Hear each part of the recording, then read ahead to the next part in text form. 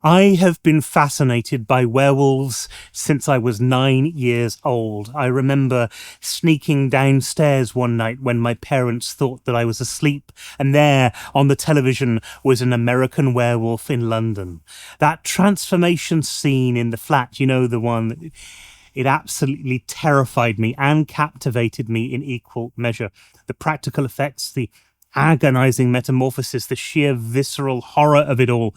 From that moment, I was hooked on lycanthropic lore. I devoured every werewolf film I could get my hands on, from the classic Universal monsters, you know, Lon Chaney Jr. As the Wolfman, to the more modern interpretations. I've just watched was it A24 version of the Wolfman?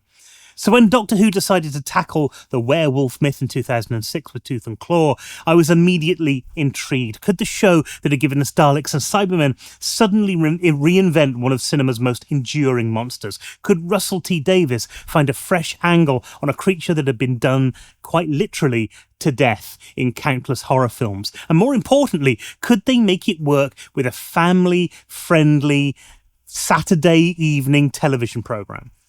Well, let's find out together as we go beyond the sofa.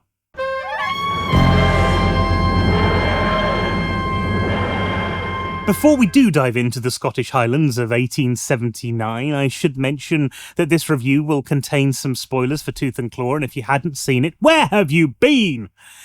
So now's your chance to pause the video and go and watch it, because trust me, it is worth experiencing fresh.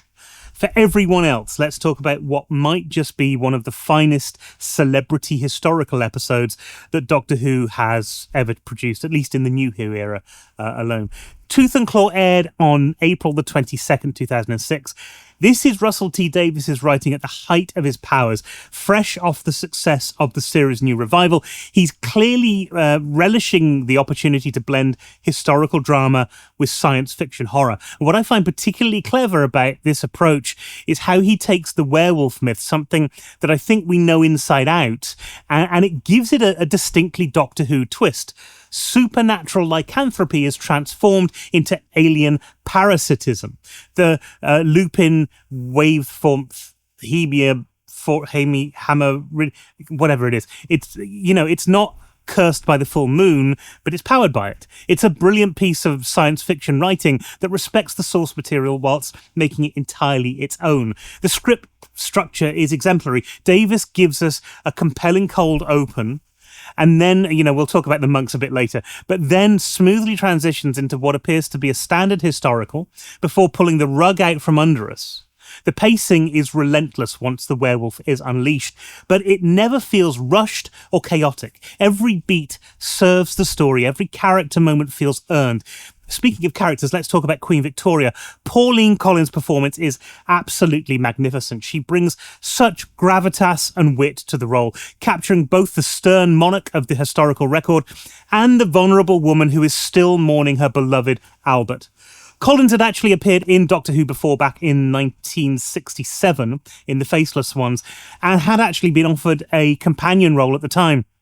Her return to the series nearly 40 years later feels like a gift to us long-term fans. And what's particularly impressive is how Davies writes Victoria. She could easily have just been an historical cameo or a plot device, but here she's a fully realised character with her own agency and arc. Her final scene, where she knights the Doctor and Rose before banishing them, is beautifully played. Collins delivers that line about Torchwood waiting for the Doctor with such ominous weight that it sends genuine chills down your spine. David Tennant still finding his feet as the 10th Doctor is absolutely electric here. This is only his third full episode, but you can see him settling into the role with increased confidence. His Scottish accent when dealing with the guards, well, I mean, it's hardly surprising that it feels natural given it isn't his normal voice, but it works for the Doctor as well. And his childlike wonder at the werewolf transformation is perfectly in character. The Doctor's always been fascinated by the impossible, and Tennant sells that fascination beautifully. Billie Piper's Rose gets less to do in this episode, which is perhaps my only minor criticism of the script. She's very much in the traditional companion mode here, asking the right questions, getting into peril, being rescued. That said, her chemistry with Tennant continues to be effortless, and their playful banter helps lighten what could otherwise be a rather grim tale. Now, let's go back to those warrior monks, because they are absolutely brilliant. The opening fight sequence, I think you'd call it, is choreographed like something out of Crouching Tiger, Hidden Dragon. It's all flowing robes and impossible martial arts. It immediately establishes them as a threat like nothing we've seen in the Doctor Who universe before. They are disciplined, organised, they are utterly ruthless in pursuit of their goal. The production values on this episode are simply stunning. The director, Eros Lin, brings a cinematic quality to every frame, and I have to give special mention to the decision to shoot on 35mm film for the opening here, something that had to be done to capture the slow motion for the thing. But it really does work, and this was a relatively rare moment for Doctor Who. Most episodes were shot on digital video, but the film stock here gives those scenes a richness and a depth that is immediately apparent.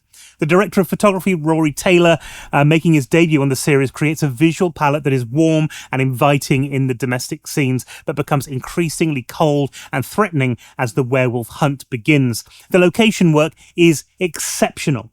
And whilst the story is set in Scotland, filming took place in Wales using a combination of historical houses and castle. Cragyenos Castle, I think it's pronounced, provides the exterior for Torchwood House, whilst the interiors are a composite of various different locations. And the production team has done an incredible job of making these disparate locations feel like a single cohesive space. But let's address the one elephant, or maybe we should say the one werewolf in the room, the CGI. Created in 2006 by The Mill, back then this was cutting edge and I loved it at the time. And whilst it may look a little bit dated now, it's still remarkably effective. And what makes it work is really the performance foundation that was given by Tom Smith, who played the human host. His physical acting filmed against a green screen gave the animators a human reference point that grounds the digital creation in reality. The design of the werewolf itself is inspired. It's clearly lupine, but there's something distinctly alien about it as well. Those elongated limbs, the otherworldly grace, it's terrifying without being gratuitously violent, which, let's face it, is crucial for a family show. The transformation sequences where we see the creature tearing its way out of the human host, they're disturbing, whilst they remain within the bounds of a Saturday evening television programme. From the script writing perspective, what I particularly admire is how Davies used the werewolf as more than just a monster of the week. The creature serves multiple narrative functions: the threat to be overcome, the mystery to be solved, and ultimately the catalyst for one of the most significant developments in the show's mythology, the establishing of the Torchwood Institute. And that establishing doesn't feel tacked on. It grows organically from the events of the story. The episode's exploration of the relationship between science and superstition is fascinating. The werewolf appears supernatural, but the Doctor's investigation reveals that it has an alien nature. Prince Albert and Sir Robert's father have been studying the creature for years, approaching it from a scientific perspective. The solution to defeating it using the Koh-i-Noor diamond and the specially designed telescope, well, it's pure science fiction. It's not magic or folklore at all. There's also a lovely thread running through this about legacy and about sacrifice. Sir Robert Macleish, played with quiet dignity by Derek Riddell, represents the best of British stoicism. His sacrifice to save the others feels earned rather than manipulative, and his final moments have a genuine emotional weight. The pacing throughout is exemplary. Davies knows exactly when to ratchet up the tension and when to give the audience that little bit of a moment to breathe. The library sequence where our heroes take a refuge amongst the mistletoe-treated wood provides a critical exposition moment without feeling like just an information dump. The revelation about the telescope and the diamond feels like a genuine eureka moment rather than a convenient plot device. Murray Gold's score deserves special mention here. His music perfectly complements the gothic atmosphere, whilst never really overwhelming the drama. And the werewolf's theme, I thought, was particularly effective, primal and threatening, but not overly bombastic. If I have any criticisms, of this episode, they are relatively minor. The ending feels slightly too rushed, which is something that happens a lot in the Davies era. The werewolf's defeat happens very quickly once the telescope is activated. A few more moments of tension might have been welcome. Also, whilst the Doctor and Rose's giddiness in the face of danger is it's in character, it occasionally feels at odds with the genuine peril that they're facing. But these are small quibbles with what is otherwise a near-perfect episode. Tooth and Claw succeeds, I think, on every level, as a historical drama, as a horror story, as a piece of science fiction, and as a crucial chapter in the show's ongoing mythology. It's the kind of episode that reminds you why Doctor Who has endured for nearly 60 years. Over 60 years, blimey. It's the episode's legacy extends beyond its initial broadcast. The Torchwood Institute would go on to drive the narrative of season 2 and spawn its own successful spin-off series. That final scene with Queen Victoria's ominous warning that Torchwood will be waiting, it sets up the story threads that would pay off throughout the Tennant era and beyond. And what strikes me most about Tooth and Claw is how confidently it balances all of its disparate elements. Historical drama, science fiction, horror comedy, character development, mythology building. In lesser hands, this could have been a complete mess. In Davies's hands in other iterations, it would have been a complete mess, but Davies, Lynn and the entire production team absolutely pull it off with apparent ease in this episode. It also represents Doctor Who at its most cinematic. The 35mm photography, the elaborate locations, the sophisticated visual effects. It feels like a feature film compressed into a 45-minute episode of television. It's the kind of production that makes you proud to be a Doctor Who fan. Looking back nearly 20 years later, Tooth and Claw stands as the high watermark for the revived series. It's an episode that works on multiple levels, thrilling for newcomers, rewarding for long-term fans, and significant for the show's ongoing narrative.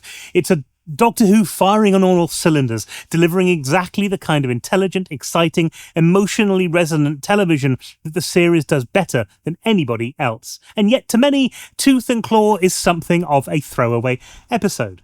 Which is a shame, because this doesn't get bogged down in issues that plague other stories in the initial Davies run.